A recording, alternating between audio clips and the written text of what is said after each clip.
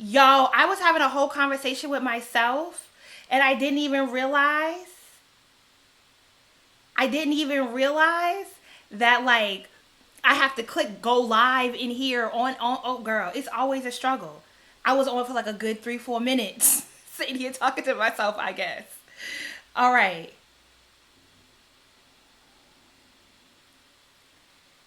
All right, my bad. I was like replying. I was like, "Where's my fudge brownies at? Did you bring me some?" Hello, Ashley. I was trying to find Wahama to make her a moderator. You know, I was just watching her Love After Lockup review this morning. Can you hear me? Can you see me? Is it all good? Okay, so let's get into this. This is an Ask Jouelzy live. So the way this works, all right, we have a theme. This theme today, you can ask me pop culture, bad black politics, cancel culture related questions. We might talk a little bit about that Remy Ma rape apologist statement. You know, we could things in that nature, but you are allowed to ask me any question. If you would like your question to be answered promptly, you can leave a donation via the live chat or via Cash App. If you do it during the live via the live chat, I don't know what the splits are. I've never actually done it. Well, I have done it, but it's been a while.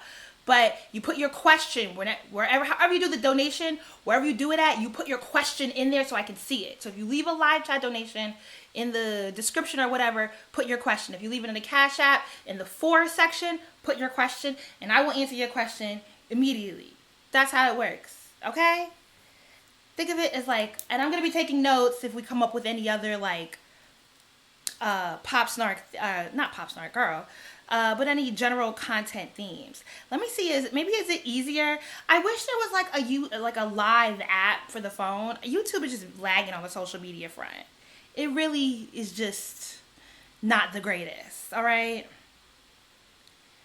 Uh, But all this funding will help me because we are launching the book club. I've been talking about that, but we're going to start working on the syllabi/reading guide so we can announce the book mid next month and then start for a November reading. But I need to pay the black women because they're super talented and I need to pay them for their knowledge and their skill set. Also, I have a research assistant and the girl that designed, well, my sister-in-law who designed my smartbrowngirl.com website, which is essentially the book club website. Boom, boom, boom, boom. Also, if you would like to support as a Patreon, I have updated the Patreon, okay? I'm getting it together. So I'm going to start doing private videos and lives and offering different incentives over on the Patreon to, like, get me up to speed because I'm seeing everyone doing the daggone thing on Patreon and I'm out here, like, struggling with these wig sponsorships, trying to get things off the ground, and it shouldn't be like that. All right. I was pulling it. Okay, we're live here. Let's silence it. Don't need to hear myself. All right, we're gonna do all messages, not just top messages. And yes,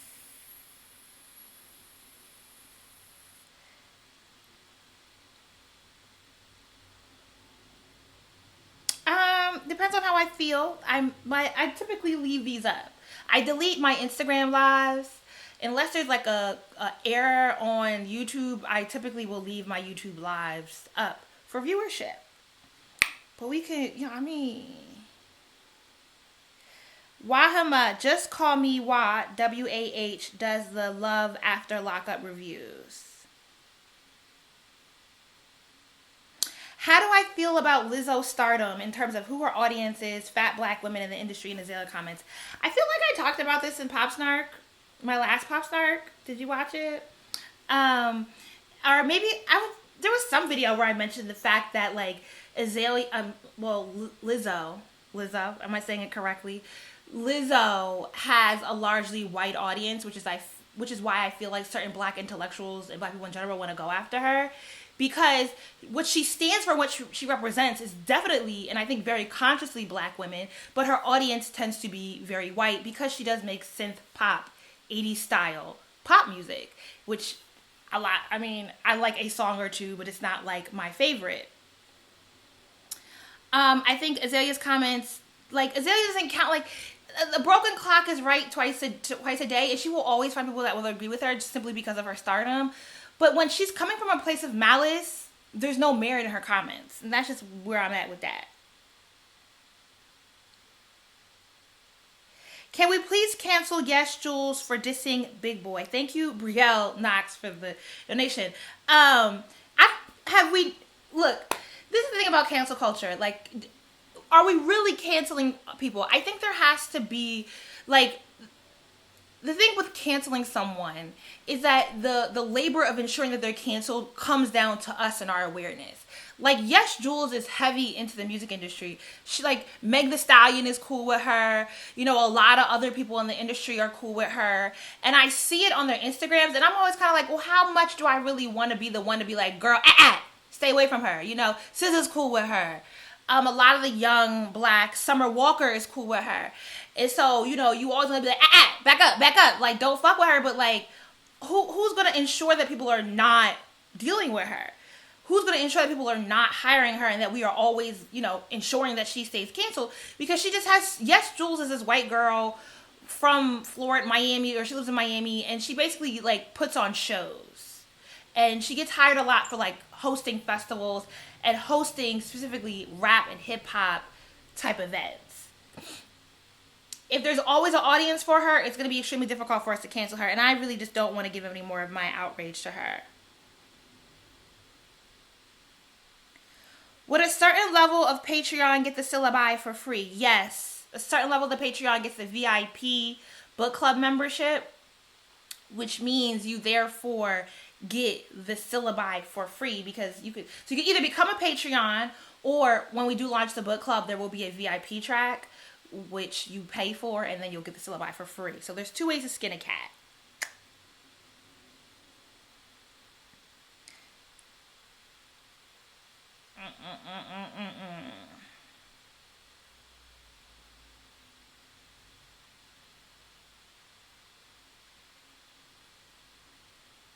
All right, do we have any other questions?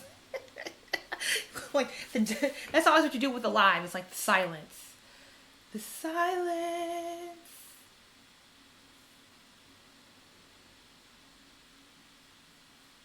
Make sure you like the video too. You know, hit that like button. This is a video. I don't know what else.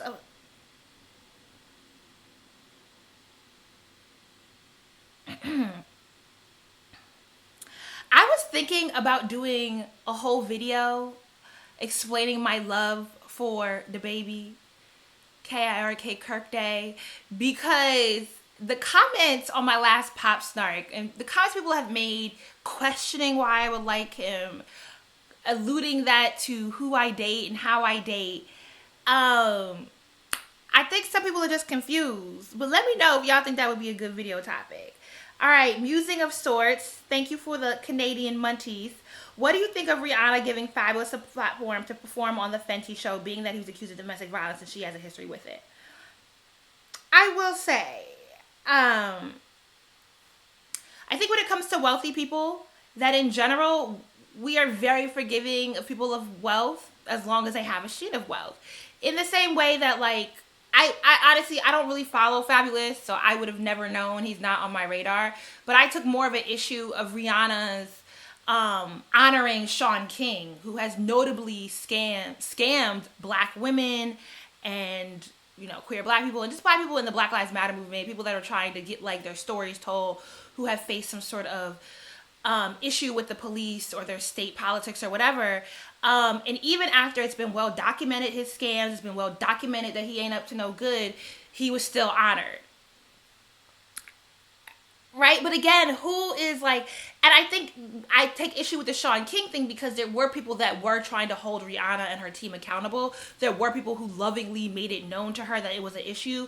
And instead you have Cardi B, who went to the Diamond Ball posting about all the great work Sean King has done. And it's like, look, y'all are wealthy. A lot of this shit don't impact y'all. A lot of this stuff is not y'all day to day. So you got to take it from the people on the ground, people that whose work he does impact, whose livelihood he does impact. You have to take their word for it when they are not only telling you, but showing receipts and documenting it. But that's that on that.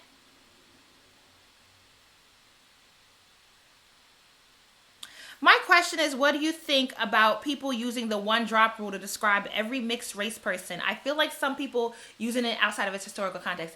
It's funny because I don't watch Basketball Wives. I actually don't really watch much TV. I think currently I'm only watching Succession. slowly. I don't never know what's going on in that show, but I'll be watching it because wealthy white people on a train wreck is always entertaining. But I have seen on my Twitter timeline people discussing Evelyn Lozado, and are we surprised that she has anti-black? Is she racist? Girl, I don't know. Pickle me nonplussed, non-surprised. But she has. But I've seen people talking about it, and because what I saw was like somebody had a screenshot of a tweet of hers from like 2012 where someone asked her if she was partly black, and I guess apparently now Evelyn is claiming to be partly black. And I remember what I was thinking was what bothers me about this Afro-Latina conversation or Afro-Latinx conversation in general is that we spend so much time trying to legitimize people who are only trying to co-opt blackness for cool points.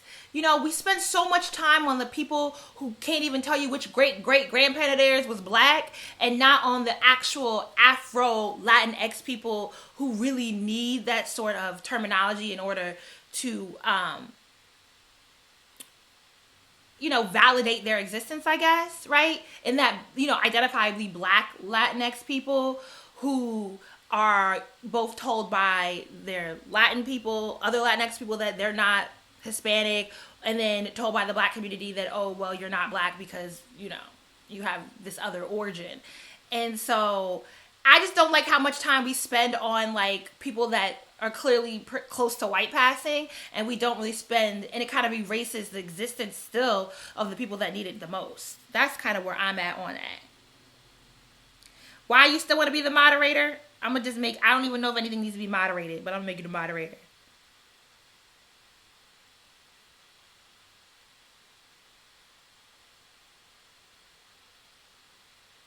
I don't know nothing about R. Kelly's sisters. Nothing. Don't know who they is or what they's doing. I think the baby's dimples. I like his toothy ass smile though. And somebody was tweeted today. I saw a viral tweet about they thought that he had to be a headache as a kid because he always antagonizing the babysitter. And something about him just reads to me as very well educated. Like, he reads as very well aware of the world around him. I mean, no, he's not. I don't know if he's like read books recently, but like he strikes me as somebody who's probably a very good student in school. And he has his wits about him. He does not strike me as like someone who's entirely unaware. Does that make sense? I did a whole video about Kamala Harris. My opinion on her has not changed.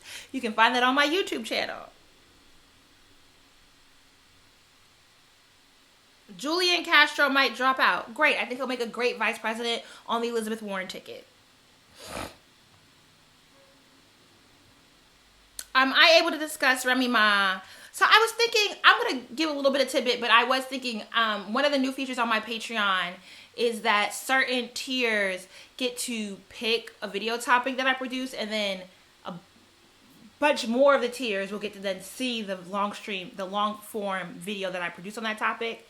So I was going to say that for people that want specific topics and videos done, highlight the Patreon. But the Remy Ma thing what I will say currently about Remy Ma is it was just disgusting.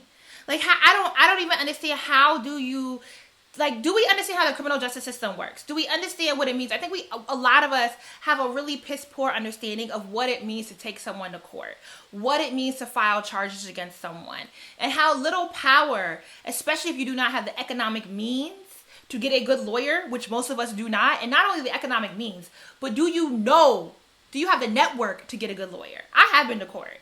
And in that moment, I realized, how hard it is for people to get good lawyers. Because who do you even, you would essentially need someone in your network to be able to pass it off to you. So when people, because they don't have the economic means to lawyer up, they don't even have the means or the network because of network poverty. They don't know the right people. They can't get someone to make their stuff go viral, to get their story told. And so the closest thing they can do is they take money either from the state. I mean, where's this money coming from? If the person who they're accusing of rape pays them off, I think maybe there's a line of ethical questioning that we can put that through, right? But to call them prostitutes, nah, bruh. Nah, not at all. Like, that doesn't even make, like, sense. At all. And then like, you know, like, again, there's a line of ethical questioning that you can have. There's a conversation you can have on a case-by-case situation. But we seem to think that, like, everyone has money and everyone has access and networks to make all these things, like, happen. And I just think maybe she lives in a bubble, and I don't know, girl. We are, you know, as I keep saying, to quote Bell Hooks, patriarchy has no gender. We all participate in it.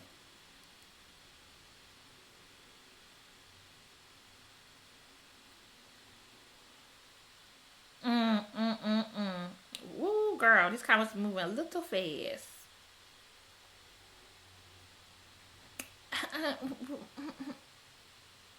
What would happen if I met the baby in the real life? Nothing, because my crush on him is entirely based upon the fact that I will never meet him. You know what I mean? Like, I think in real life it'd be like, I'll take a picture with him and be like, I like your music. Where's your daughter? You know, there's nothing that I would actually act on with regards to how I feel about the baby. It is all gang. Elias is always out here, but he don't never be asking no questions. What's good in the hood, Elias? You stay coming through, but you don't never ask a question. Okay, sir? I do plan on doing a whole video on Elizabeth Warren and maybe Joe Biden. I think I might do that. I would do Bernie, but I feel like the comments are going to be trash, so I don't even want to bother with that. Do I think the impeachment process will get far enough to actually remove him from office because he only has a year left? I think if you look at the historical precedent of impeachment, Nixon, and you know what? Ooh, Rachel Maddow from MSNBC does have a good podcast that looks at Nixon's vice president. What's his name? I could see it. It's like Agnew Spiro or something funky. Oh, I could just Google it. He was a governor in in Maryland. And it came up, I think, what was I reading? Oh, The Politics of Public Housing, which is about the history of public housing in Baltimore and how black women interacted with the public housing structure. And it mentions Spiro Agnew. I could see it in my head when I was like messing around letters, right? So Spiro Agnew actually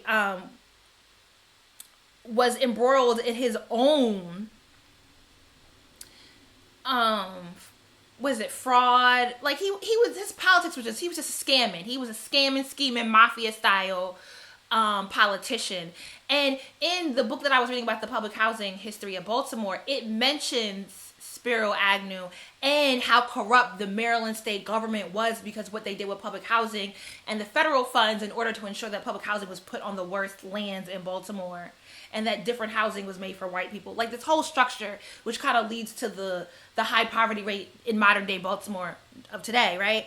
A lot of that had to do with the messed up politics of their former governor, who was he mayor somewhere else? Girl, it's all in this podcast. So this podcast covers his history as a Maryland politician up until becoming the vice president for Nixon, and how when Watergate happened, there was a whole other scandal with Spiro Agnew happening, and he basically got a get out of jail free card to resign because they didn't want to muddle up even more what Nixon was potentially going to be accused of. Like, he got wind of what was happening and was like, I'm out.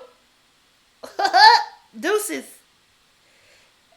I think there was a case actually brought against him. I don't know, girl. I've listened to so many different things and to be all in my head and don't be... Also on the Patreon, though, I am every week going to do a post about what I've read this week. So people that would like to like intellectually be able to keep up with some of the random things that be in my head, holla at the Patreon. Oh, that's the mirror. Patreon.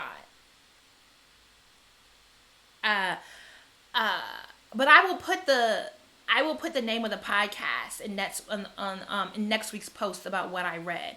I'll look it up. But if you just Google Rachel Maddow, Spiro, Spiro, Agnew, Agnew podcast, and it should come up for you on your own.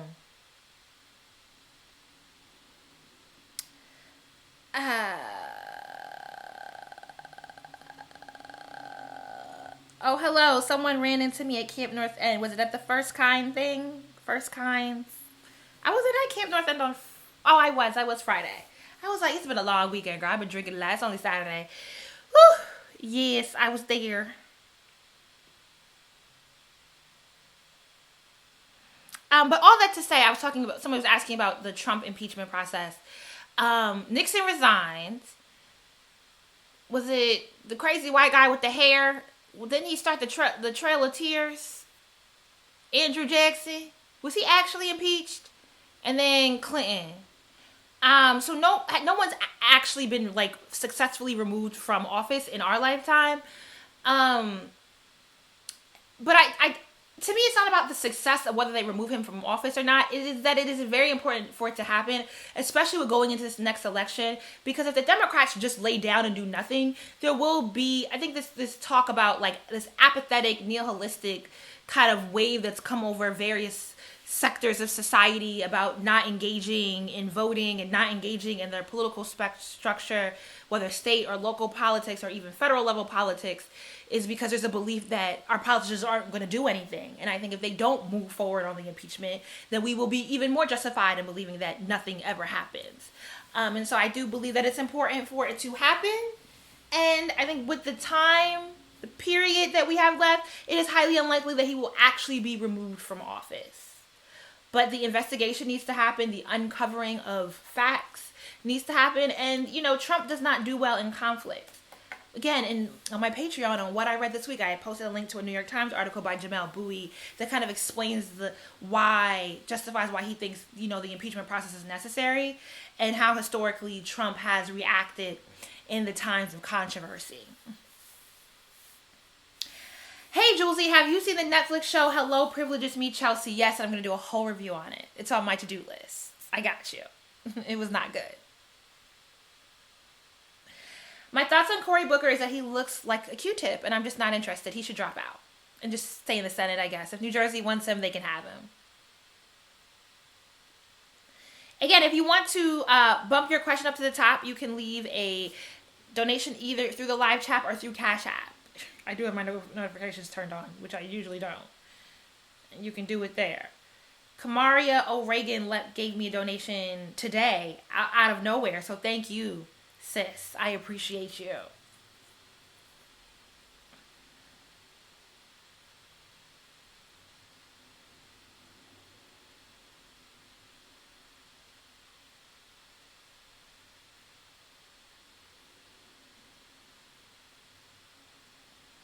When do you find time to read? I saw that list and damn, I be struggling. Time to limit Twitter and Instagram and get like you. Honestly, like, I typically, I'm like addicted to my phone, right? And I be trying to like not be on my phone as much. But one way that I justify the amount of time that I spend particularly on Twitter is that I force myself, like because a lot of the articles I find on Twitter, so it's like, all right, if you're going to be scrolling Twitter, read what the fuck you see. And I just read. I read. And a lot of my procrastination comes down to me reading. But, I'm not a quick reader. Trust me, sometimes I don't read everything. Sometimes I skim it. Like that ProPublica piece is a long read. And I had started watching the show Unbelievable. And then I didn't get back to the show because I pulled up the article. And I was talking to Lay Nigga about it. Girl, just never turned the TV back on. But I skimmed it. So I read the first paragraph. I was like, oh, I read this before. I remember this story. And then I scrolled down to the bottom of it. The books that I mentioned, I am skimming them. I am not thoroughly reading them. But all the other articles I posted, they're not long reads. They're like 3, 4, 5 minute reads. And usually when I'm eating, I'm on my phone reading. In the bed reading. I do spend a lot of time reading. A lot of my day goes to reading. It's crazy.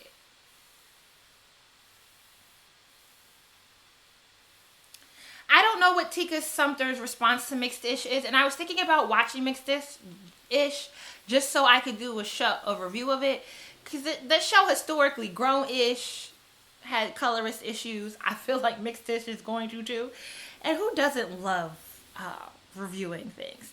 All right. Thank you, Queen Rob. Appreciate you. What are my thoughts on the Amber Geiger trial? Okay, so I used to live in Dallas. Texas is where I lived before moving here to Charlotte, North Carolina. Bitch, we know what the fuck we get. My homegirl, who I went to George Washington University with, one Amber Webb Booker. Yeah, I remember Amber, like the day we were in the Thurston. Was that the dormitory where we were living in freshman year? It was Whitney and Janae, and Amber, who is from Dallas, was in her dorm room with a bottle of bleach, spraying everything down. And at that point, I knew that this was a thorough-ass black girl that I needed to be cool with. Amber is now an attorney in Dallas. She does do litigation. She does arbitration, whatever. That going to court-ish, she do that. And so she on her, and I tweeted this. It's on my Twitter timeline. She has been doing videos breaking down what is happening with the case, because I have seen, and you know, the outrage machine is working. News sources are like putting out headlines to fuel anger. Like, I don't care about Amber Geiger. I know my homegirl named Amber. I care about that Amber. I don't care about Amber Geiger, all right? I don't care about the white woman on the stand crying about how she hates her life. Too late, sis. Too effing late, all right? But my homegirl be breaking down the case and making it make sense, because I think a lot of people just don't understand, again, how the courts work, how the law actually works, and how, what the DA is doing does make sense, why they're presenting certain things to the case, why certain topics are coming up, why her defense is doing certain things. And I don't ever want to get my hopes up, ever, but I do, I feel reluctantly hopeful that she will be charged with murder. I do not believe in the carceral state, with that said, but I don't think I've gotten to the point where I've worked through how I would like us to net restitution for violent crimes.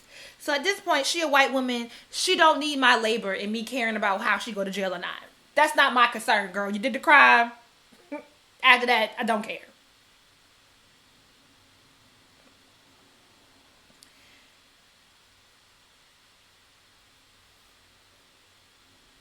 Thank you, Sarah, for the $10. Shout out to you.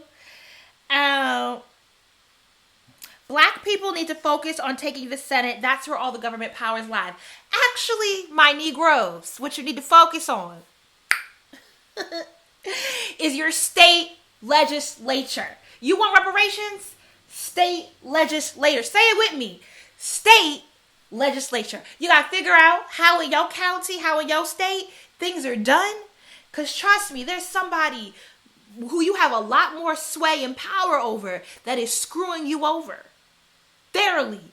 Because they are not, that's what I am going to do a video on the politics of North Carolina. Because North Carolina is a real good case study on why, where does the most government power lie? Your state legislature. There is no reason for the states where the bulk of African Americans in this country live, the states with the highest density of black people, to have GOP-controlled legislatures. It doesn't make any kind of sense. And then it's wild because we are so used to our state legislatures managing local politics a certain way that we absorb their messaging. Me seeing tweets about welfare and public housing and ruin the black community. Bitch! If I want to throw a book at your forehead. How dumb is that? We have had entire political campaigns won by guaranteeing that they were going to make welfare harder to procure. Which means that a lot of people on welfare, especially in southern states, have unrealistic working, qualifying restrictions that make it hard for them to get out of the mode of poverty. Welfare is supposed to uplift someone out of poverty, not keep you stuck. But because we don't even understand how it works and what's happening in our local politics, girl, state legislator, okay? Go vote for your school board. that matters more than the Senate. No, also vote for the Senate, but a lot of the Senate races are under the presidential election, so we are inclined to pay more attention to it. And a lot of the Senate races that we don't pay attention to are attached to our state legislature elections. I got a list that I'm running that word together. It's real hard for me to say, but I done said about 40, 50 million times, so I hope you get me, you feel me on these.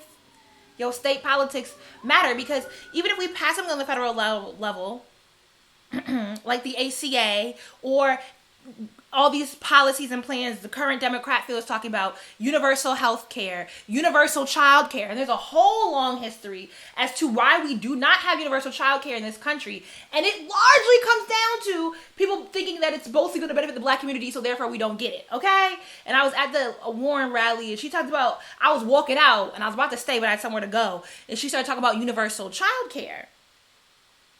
And that's a big one. But there's all these movements that have come up out to push back against universal child care. Even with the history of welfare in this country, it has, even something like, did you know, like, unemployment insurance, black folks really didn't get until the 1970s? You want to talk about it? Girl, I've been reading books. We got things to talk about, okay? But I'm going to do that video about policies in North Carolina, because I think North Carolina is a good case study, because we got a Democrat governor, but then the state legislature, passed a law last minute to take power from the gubernatorial office. That's not even the right word. The governor's office. Okay. Nah, gubernatorial office is correct. I be using words that I actually know about. Okay, we try. Or this thing where the governor vetoed something and then they did some other BS. Again, state legislature did some more BS to undo the governor's veto. We don't have Medicaid expansion in North Carolina because of our state legislature. Right? You don't have Medicaid. You got wag-ass health insurance options in most of the southern United States because of your state legislature. Okay? That's that on that. So did I make it make sense? Every live video I do, somebody asks me about Cynthia Erivo, and I don't give no fucks about her. We're gonna leave it at that. Thank you. Don't ask me about her no more. Okay? I heard the movie isn't good anyway, so did it for me. Didn't you gotta talk about it. Oh, there are 667 people in this video. Please hit the like button. I got 164 likes. Hit more likes, okay? I don't know what SGBV is in South Africa, but I like that John Cena song.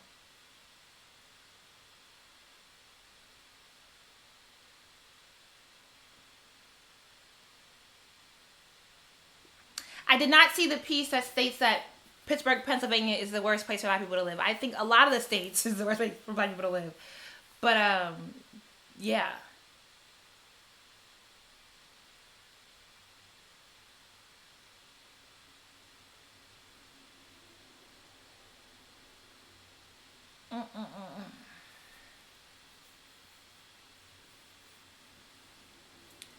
How do I feel about other people's using my tag Smart Brown Girl? Well, it's trademarked, so it's mine. I mean, as long as we're doing ethical content, I'm not mad at it. People hashtag it all the time on Instagram and on Twitter. So, you know, just don't. Some people be doing it to promote their business, and I'm like, But if you're doing Smart Brown Girl topics, you know, by all means.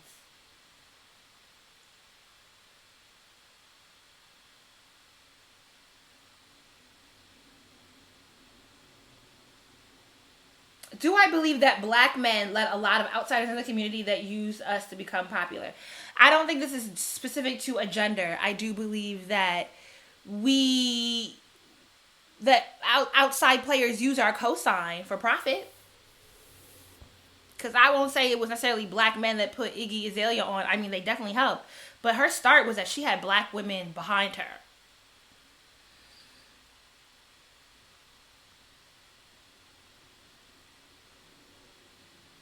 Somebody doesn't agree with my saying that votes matter. I've been voting, trust me, it's the Senate and courts are the problem. Everyone votes local. That's not the answer. Sorry, I don't agree with it, but I just like though. Okay, I don't know. I'm sorry. How do you get people into district courts? Do you know? Your local elections matter. It's okay. It's okay. It's okay. You think it's just the Senate. But we know there's this whole apparatus that works all the way up to the Senate. And you can't just partake in the highest part of the apparatus and leave the lower part alone. Because the lower part is where you get screwed over the most. Trust me, that same congressional district that Dan McReady just lost, which I did a whole video about one Thomas Farr. They were trying to elect him to, or nominate him and appoint him to the district court. He wouldn't have even got that far because there's a whole apparatus that says the nomination has to come from the state legislature. If we had people were more actively aware of who their state reps were. The system does not work in silos. It's all built in together. Oh, I feel like I didn't talk about the revolt visit in my last Pop Snark. It was a hot ass mess, and I think it's indicative of how, with regards to the black community, this next election cycle is going to go. Because I'm really remiss that someone like Candace Owens would get booked, paid for, flown out, taken care of, and then given a platform to be loud and ahistorically wrong.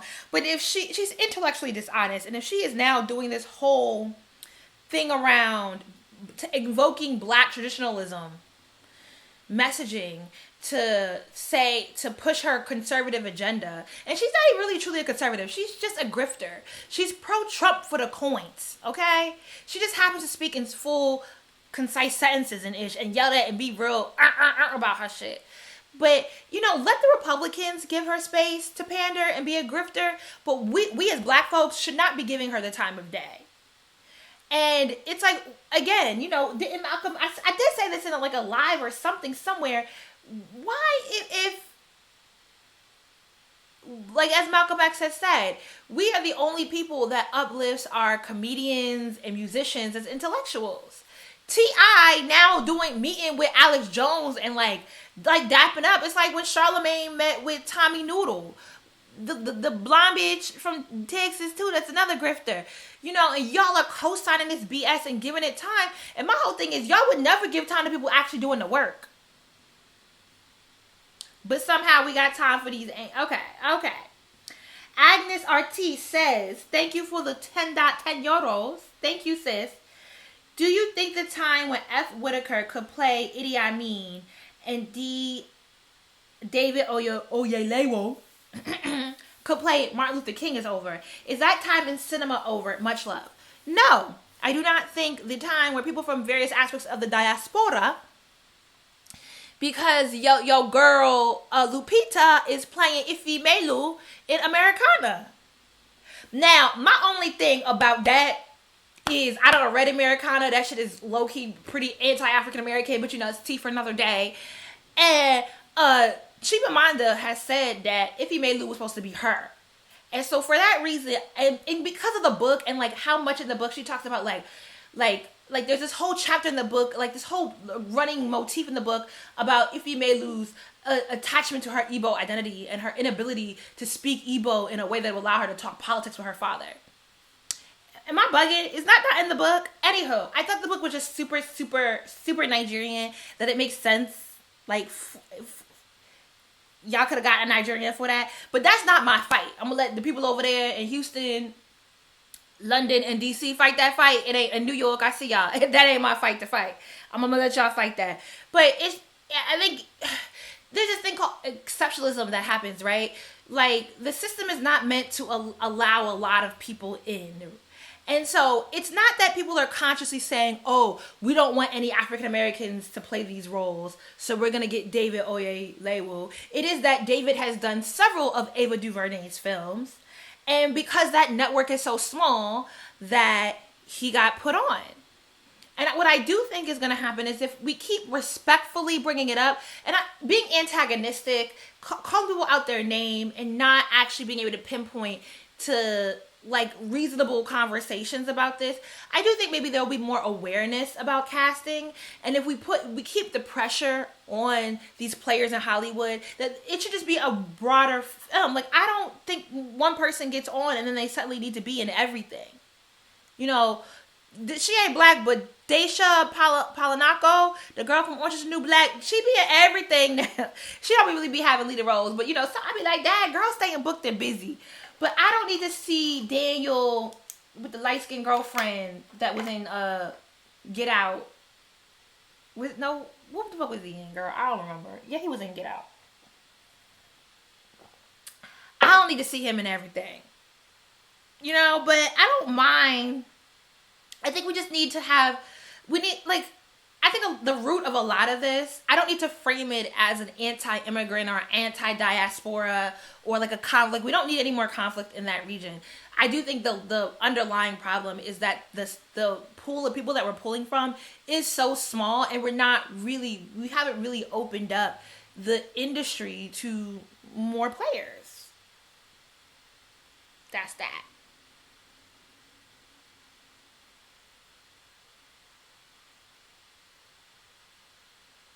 No, I do not care to discuss Antonio Brown because I don't really follow football.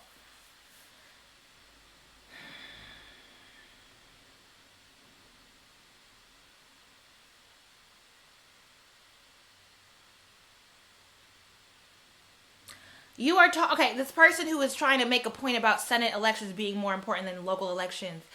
Because of the Citizens United case, which I did talk about in my video on Felicity Huffman and her sentencing, Citizens United has opened it up to unlimited expenditures across elections, meaning especially in states that have had successful movements, that have, if you look at the Stacey Abrams and the governor election in Georgia, if you look at Dallas school board elections, Houston definitely, where you have these progressive movements really getting people out to vote and pay more attention to local elections, these elections have become extremely expensive. Yes, Senate elections run into the millions of dollars, but they get considerably more coverage than your local elections.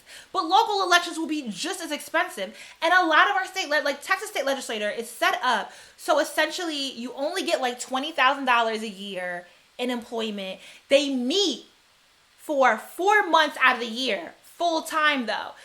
So that means that you basically have to have a job where you can leave for 4 months, go to Austin, while the state Senate and House is open, sit, do all the budget stuff, do all that stuff full time, and then be able to go to work. Very few people in the low economic run, middle class. So what you end up getting is a lot of bankers, a lot of lawyers, a lot of consultants, a lot of people that have high paying jobs who can take on the financial burden of being a state rep and that have the freedom to take off from their jobs. You don't have the people represented in the state legislature. So even when it comes down to money, they still need to be funded. I think in Dallas they were able to flip one of the Senate seats to a Latina, and it's just watching how much work she had to do in order to be able to fulfill that role because of the economic disadvantages, because of the way the Texas state legislature is purposely set up to ensure that basically it's just wealthy white men. Yeah. Alrighty, scrolling past all these questions to Clark Kwamika 76. I love you too, girl. Reparations, would they be for anybody that's black in America or descendants of slaves? Well, I am not deciding. I am not deciding the person. And I will say that a lot of this current iteration of reparations discussion is coming from one Sandy Darty, who is a professor at Duke University. And his allegiance to certain movements here on YouTube, but that's another thing for today. And he has actually answered the question about how do you determine who gets reparations. And I think there's a video here on YouTube where he specifically is giving a talk. And he's on Twitter. You can ask him on Twitter. And I think where he falls is specifically that reparations should be given to both people who are descendants of slaves and whose families who have gone through the Jim Crow era, which is fair, and essentially that people who have at least one black grandparent. Look, this ain't my fight to fight.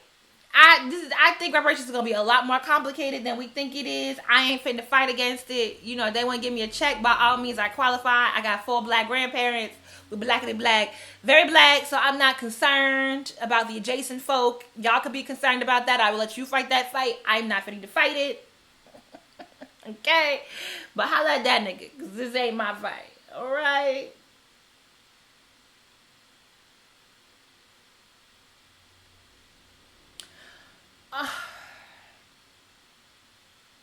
Y'all really, Kalia, Cameron, thank you for the $4.99. I appreciate it, sis. But look, the Lovey and Cynthia Ervo thing, it's hilarious because Lovey wedding is today and my homeboy did the groom suits and I'm cackling because the world is so small. But shout out to Elbert. He's killing the game out here. He's killing it. Look,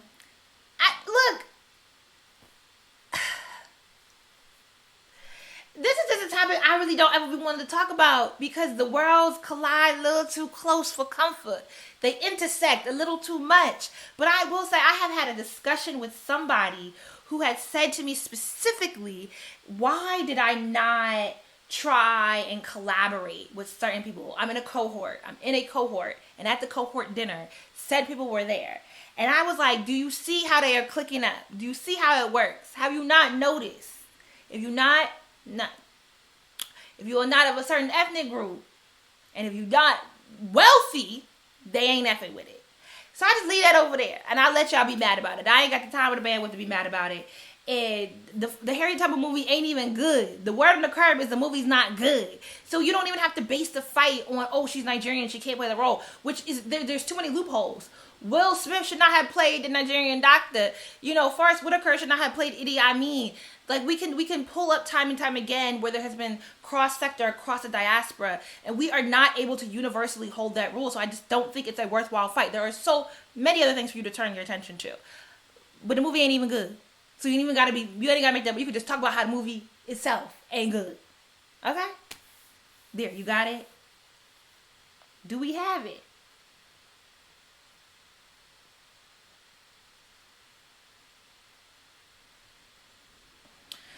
Candace talking about immigrants turning Black Americans into a less influential minority has been talked about by one bigot named Dr. Claude Anderson, and you believe it's true, and that is so unfortunate because Dr. Claude Anderson, ain't that the man that believed that HIV ain't real?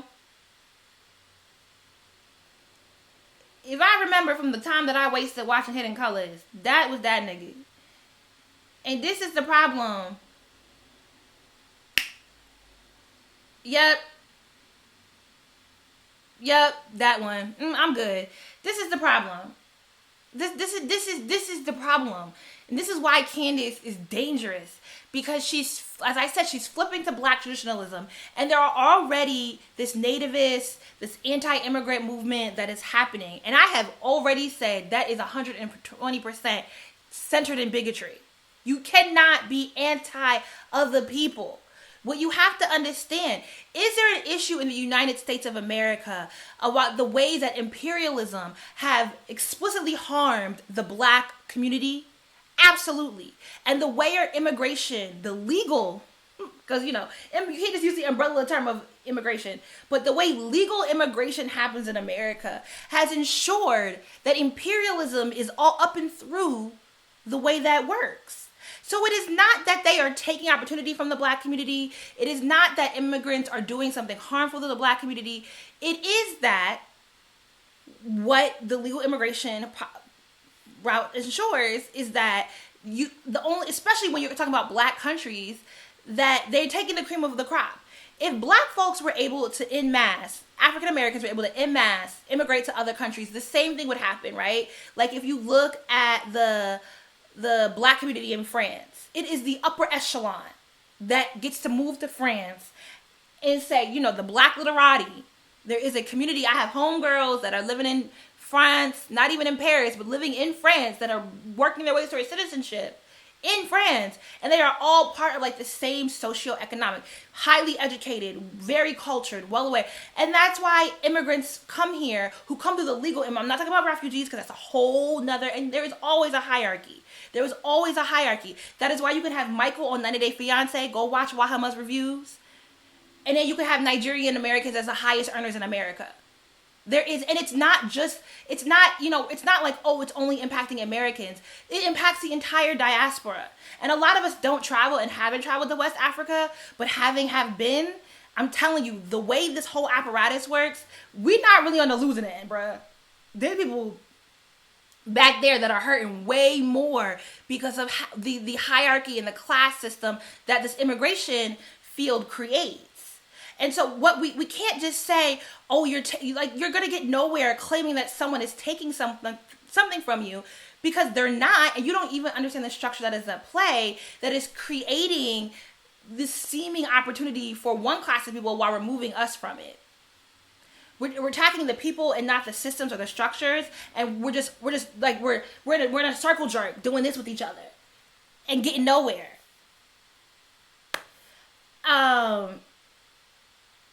And it's not even like universally all black immigrants come here and do better. There are immigrant groups that are worse off than African Americans.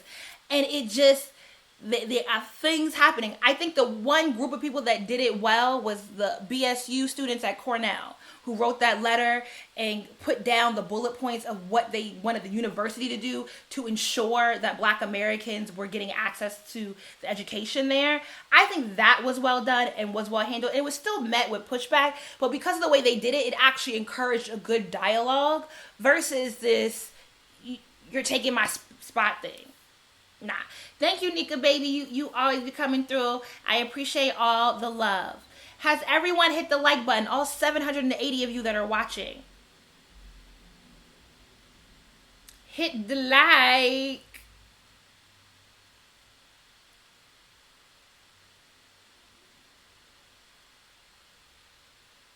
Ugh.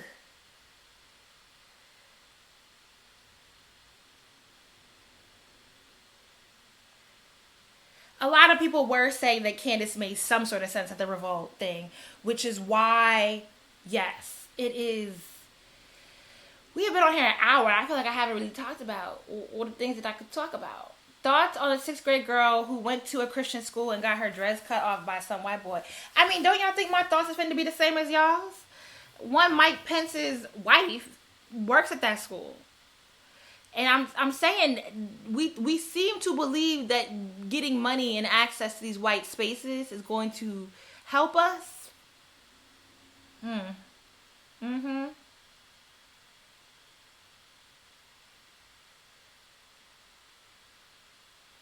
How would I suggest nonprofits that support black folks organize on the local level to start making sustainable systems of change? What are the pivotal areas that make the most difference? I mean, it really depends on locally where you're at. And I can assure you, if you're going to start something, the best that you can do is look at what work is already being done on the ground. You could start by talking to your state rep. Think about how would you like your life to be different? I know that I would like better health insurance. There are ways in which I participate in my political structure to campaign for that change to be made. I think even having a women's health program in Charlotte would make a world of difference. They don't have one here.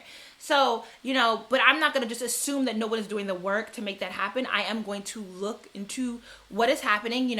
Call your state rep, call your congressperson, call their offices and ask do they know any programs happening, and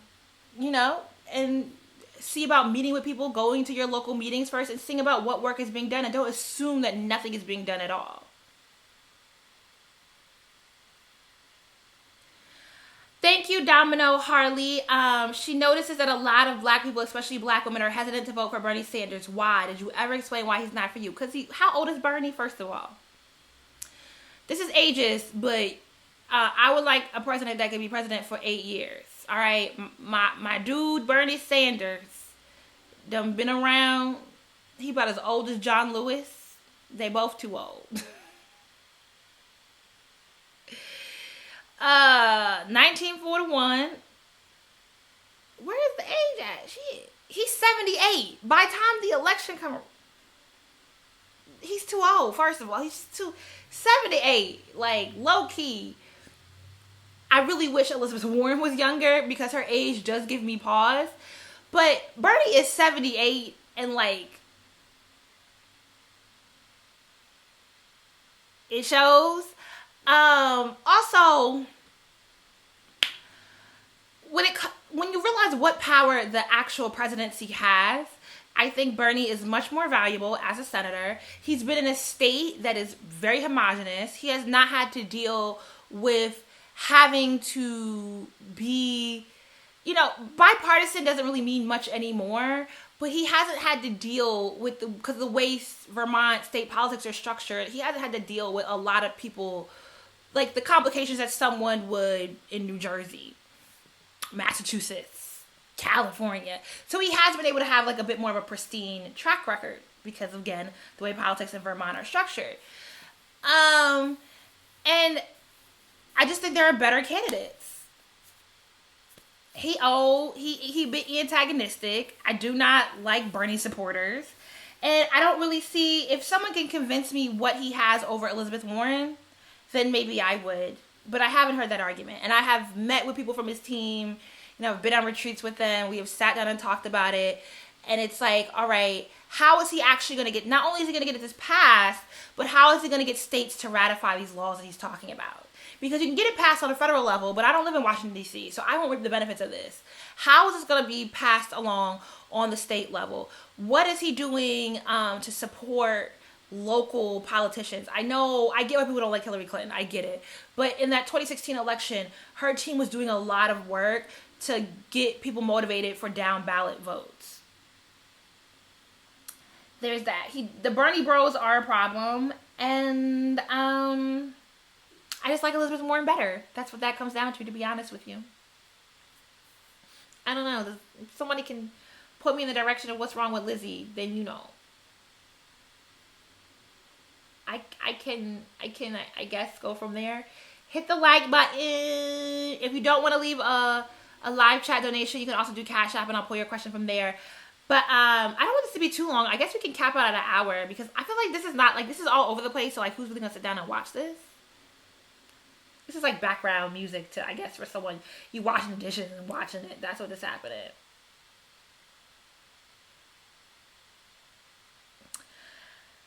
At what point does it make sense to tune into the Democratic presidential candidate race? Because like you, I've kind of been treading carefully with my time investment here.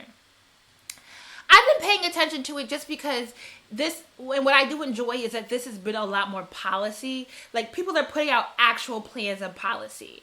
And it is not just messaging and pandering and, going on the Breakfast Club and doing all that.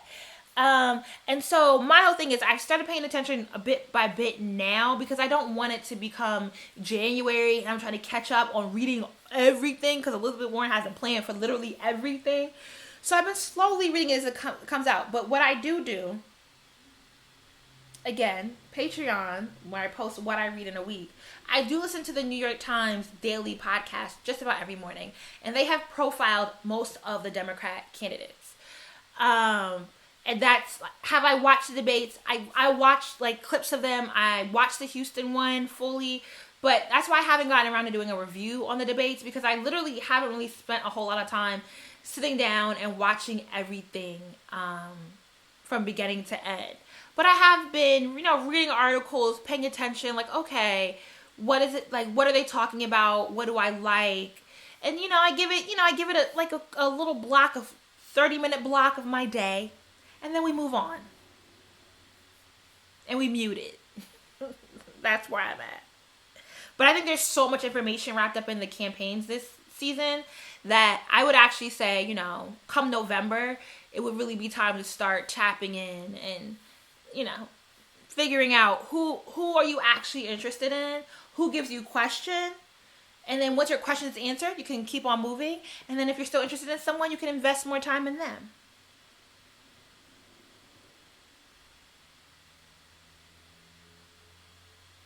So I went to the HBCU rally that Elizabeth Warren held in Rock Hill, South Carolina. So because I've seen this all over Twitter. And I thought it was funny because I did not realize, I RSVP'd, I got there at 2:15, it didn't start till 3:45, it was at Clinton College. Clinton College was a junior college until maybe 6-7 years ago, or maybe 2002. Until recently, Clinton College is a junior college, and it very much feels like a commuter college. I did not realize it was an HBCU until the president of the college came out and spoke about the history of the college. There was nothing there. Like, there was like a table with African Americans for Warren posters, but it wasn't marketed as come to the HBCU rally. When I got the text for it and I got the email about the event, it was Elizabeth Warren's going to be in South Carolina, and Rock Hill is so there's Charlotte, Fort Mill, Rock Hill. It's like 30 minutes outside of Charlotte. A lot of people, that whole Damn It Wesley black creative market, people that I hate, they all live in Rock Hill. All right. So I didn't even realize, and I was driving up, I was like, oh, this is a black neighborhood. I parked my car like 3 blocks over. Black man got the house like, hey, you single? Nope, nigga, bye. And I was like, oh, this is real niggish. We in the hood. It wasn't the hood, but it was like country. It was like, South Carolina just lacks infrastructure. South Carolina itself just has a lot of small towns. Like everything outside of Columbia and Greenville? Is Greenville in South Carolina? Or is it Greensboro? It's Greenville, I think. But mostly everything outside of Columbia, like, ain't nothing happening. And so I didn't think anything of it when I pulled up. And one news outlet tagged it as a HBCU rally. And suddenly, oh, she had this white rally at a HBCU. It's a commuter college. It was outside. It was hot.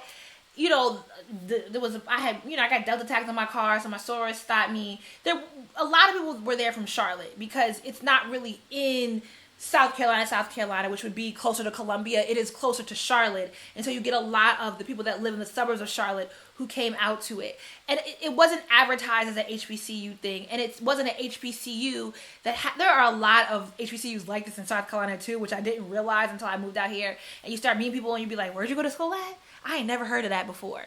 And it's like small HBCUs that are all peppered throughout the state. But there were like no active students. There were no active classes. I went inside to use the bathroom. It is literally like a 3-building college. It's tiny. It's real tiny.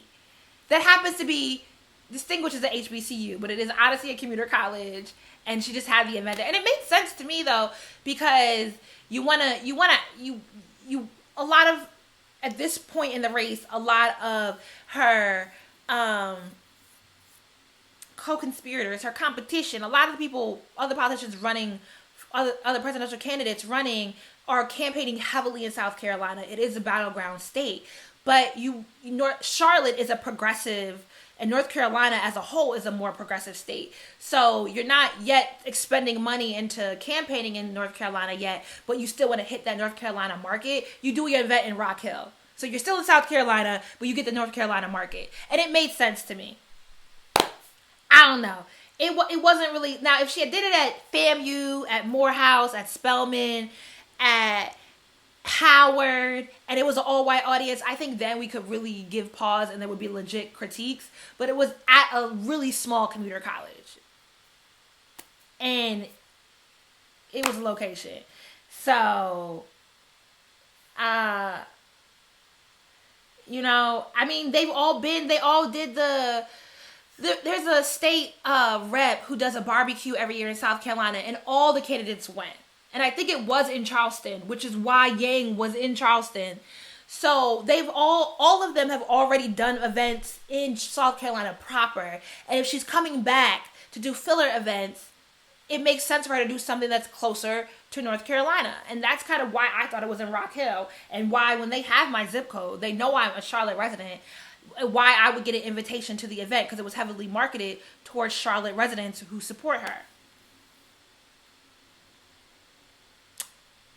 But that's that and that.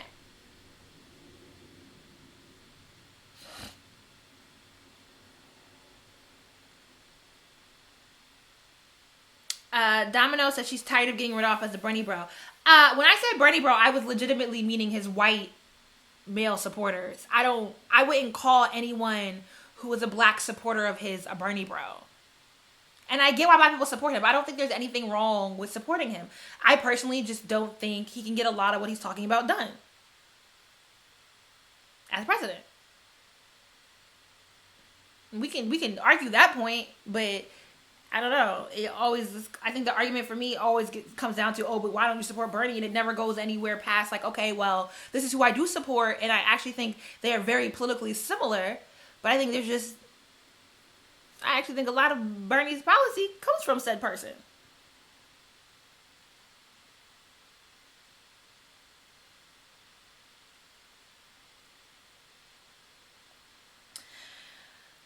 I do not think Trump will get reelected.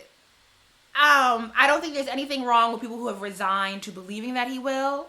I don't think I wouldn't tell anyone to get their hopes up super high. I think we have to be involved and we have to put the fight in, but I don't necessarily think that I don't think there's anything spicy about it either way you go, you know? I'm going to encourage people to not become nihilistic, to not check out, to not tap out. If there is a candidate that you like, by all means, be invested in them, talk to your friends about it, and get involved in getting people out to vote. But I also do understand, like, why people, like, just to see him kind of, you know, do whatever he wants and get away with it. I get it.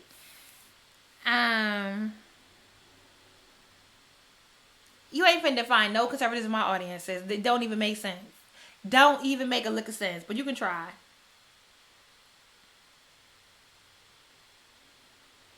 Why we shouting out the Garifuna? What happened? Y'all shouting out Wahama? You shouting out my homeboy Ilbert that I shouted out earlier? He's from Honduras. He's Garifuna too.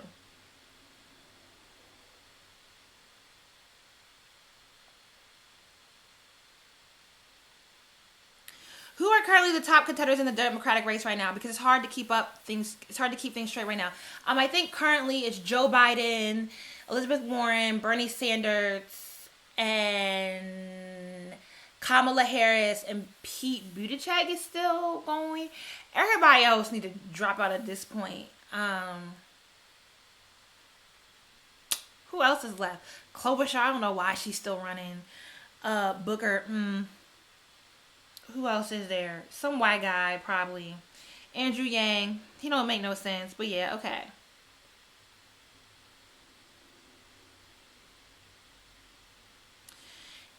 Even if he doesn't get impeached, I don't think that makes him untouchable. Like, do we actually understand how impeachment works? Like, do we understand how devastating and how... I think the thing is that most of us, the only impeachment we can think of is Clinton, who did come out, you know, pretty strong in the end of it, but he was literally being impeached over a blowjob. Quite different from someone actually trying to impact foreign policy in order to undermine a presidential candidate in the States. Quite, you know what I mean? Like, two different beasts. So I just think this is something that a lot of us don't have any historical reference for, and we have to maybe invest in reading more up on history and just kind of being patient with the process at this point.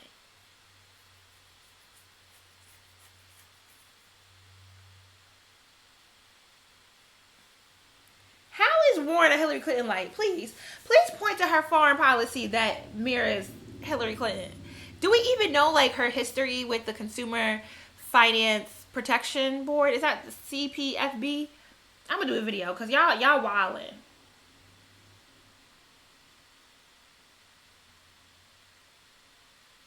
Whoever Ghoulie is just y'all. You just talking from your ass, and not from no fact. But I'm gonna leave it alone.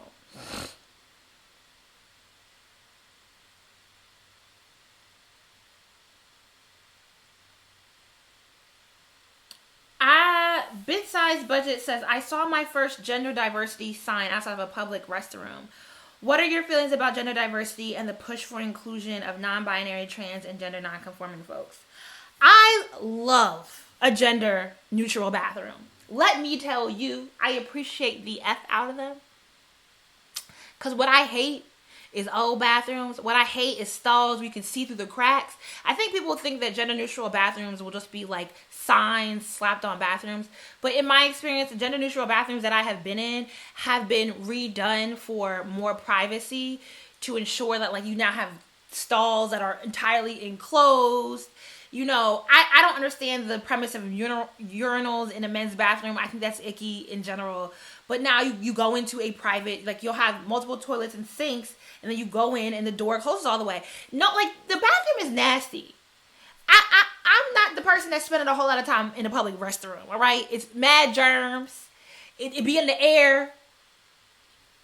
It gets into your DNA. Ain't nobody spending... I personally am not spending that much time in the bathroom. I'm going to do what I need to do in the privacy of what I need to do. I'm going to wash my hands thoroughly and get the F up out there. And so I like a gender neutral bathroom because people spend less time lingering. They spend less time on their phone doing BS. And then you do have more privacy because, you know, I think public restrooms, I also lived in New York. People do a lot of things in the restroom.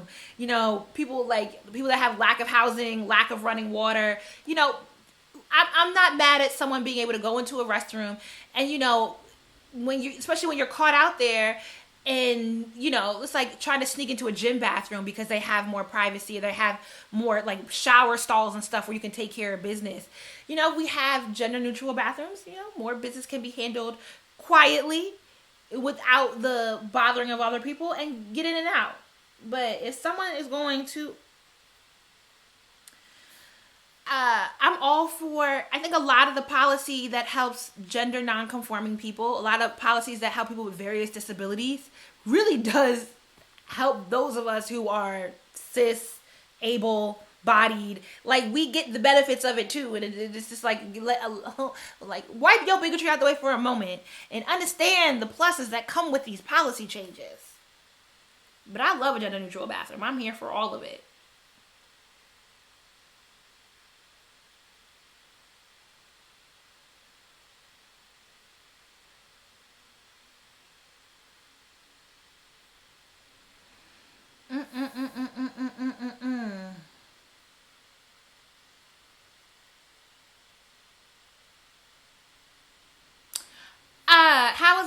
How is black culture not sustainable? I don't know what that's asking. I don't know what that means.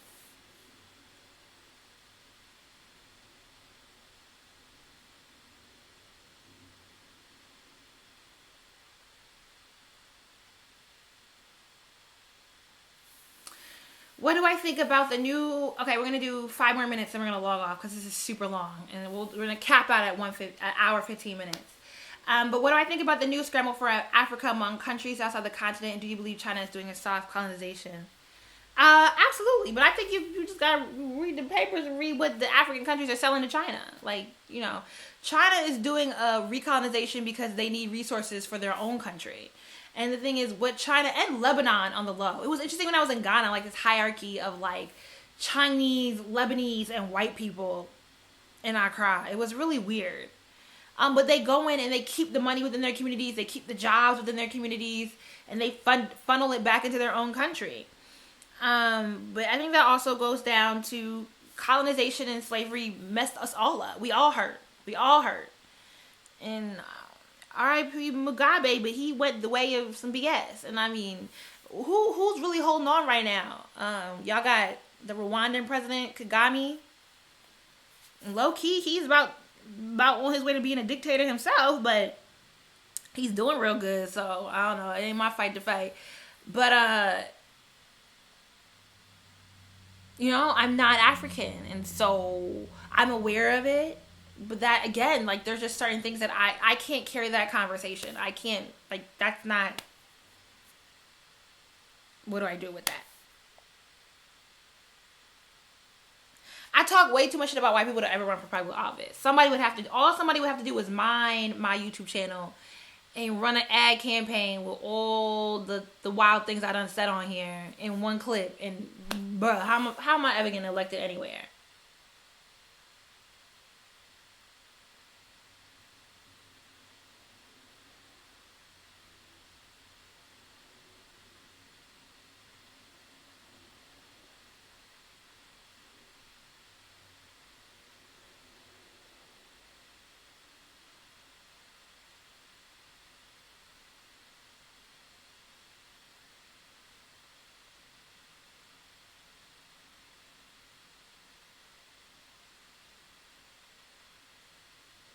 I could definitely not win a Congress seat easily.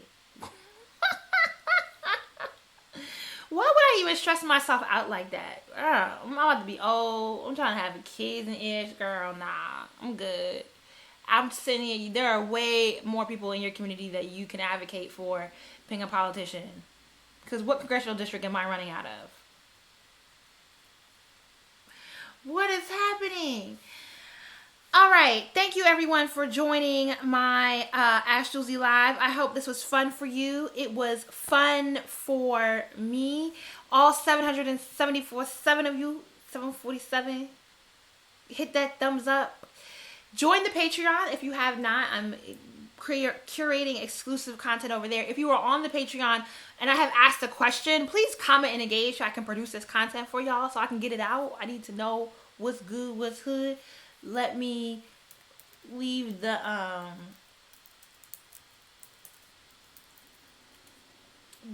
there we go. Holla at it.